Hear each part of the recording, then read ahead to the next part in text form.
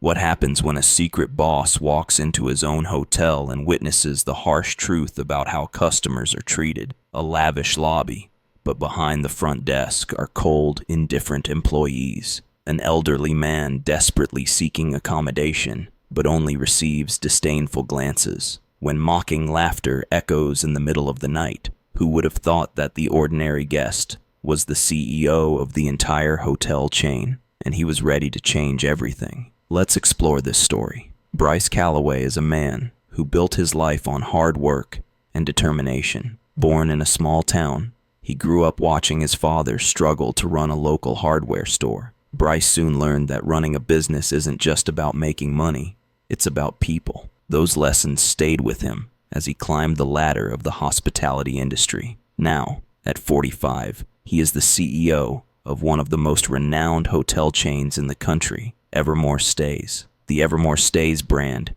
is his pride and joy. Each hotel is marketed as a place where guests will feel like family. But recently, Bryce has been receiving anonymous complaints about one of his flagship hotels in Chicago. Some reviews mention rude staff, poor service, and a complete lack of care for guests. Bryce can't ignore this. Determined to see the truth for himself, Bryce decides to visit the hotel undercover. He dons a modest jacket, a baseball cap, and a pair of old sneakers.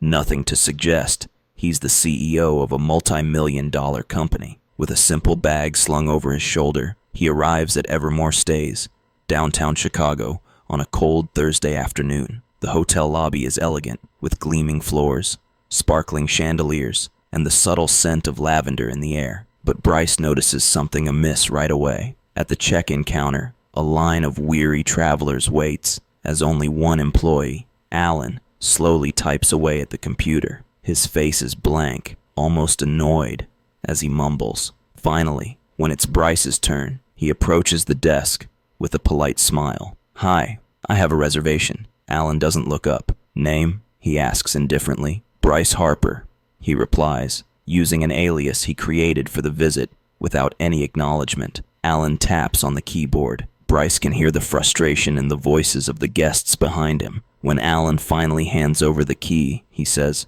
"Room 315, elevator on the left." "Thanks," Bryce says, trying to keep his cover. Alan doesn't reply. He's already calling for the next guest. Inside his room, Bryce sat on the edge of the bed, thinking about what he had seen. The attitude at the front desk wasn't just unfriendly, it was dismissive. He decided to spend the evening observing the hotel staff to see if this was an isolated incident or a larger problem. Later that night, Bryce found himself back in the lobby, watching from a corner. That's when he saw something that made his blood boil. An elderly man in a worn coat stood at the front desk. He looked confused, holding a stack of papers. "Sir, I made a reservation through your website, but it seems there's a problem," the man explained, his voice slightly trembling. Alan, still at the front desk, rolled his eyes. "Like I said, if it's not in the system, there's nothing I can do. But I have the confirmation email right here," the man pleaded. Alan sighed loudly, his annoyance evident.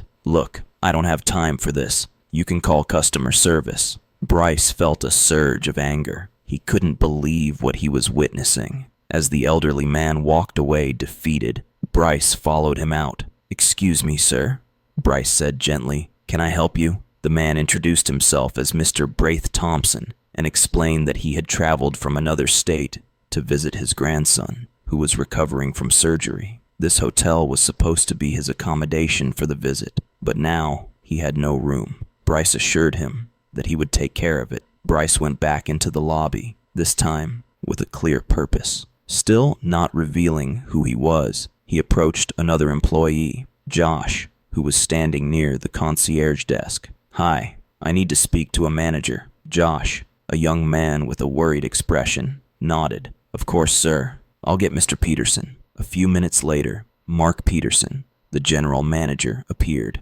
Bryce introduced himself using his alias and explained Mr. Thompson's situation. Mark listened carefully and immediately took action, apologizing to Mr. Thompson and finding him a room. Bryce felt a glimmer of hope. At least someone cared. But Bryce wasn't finished. He decided to stay up late and see how the staff behaved during the night shift. What he discovered was even more shocking. Around midnight, Bryce saw Alan and another employee, Kevin, laughing and chatting behind the counter. They were talking about the guests in a mocking tone. "Did you see that guy with the coat earlier?" Alan joked. "What a mess."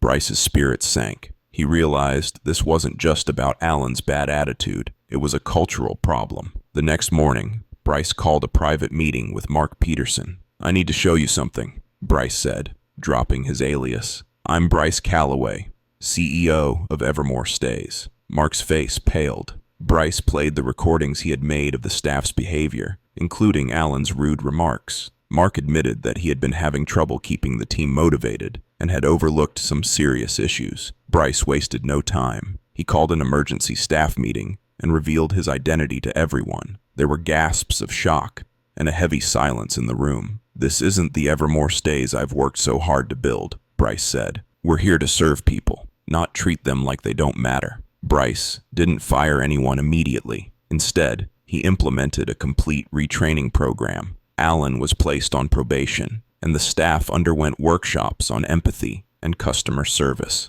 Bryce also set up a system where guests could provide real-time feedback. As for Mr. Thompson, Bryce personally arranged for him to receive a complimentary room upgrade. He even visited the man's grandson in the hospital to show his support. A few months later, the Chicago hotel was transformed. The reviews improved, and customers praised the warm, friendly staff. Bryce's undercover visit became a turning point, not just for the hotel, but for Bryce himself. It reminded him why he started this journey in the first place, to create a place where everyone feels at home. Sometimes it takes a moment of truth to bring out the best in people. For Bryce Calloway, that moment was a reminder that leadership isn't about titles, it's about heart. Bryce Calloway's story is not just about a bad hotel, but also a lesson in leadership and responsibility. A brand is not built solely on flashy advertising, but by how people are treated, from customers to employees.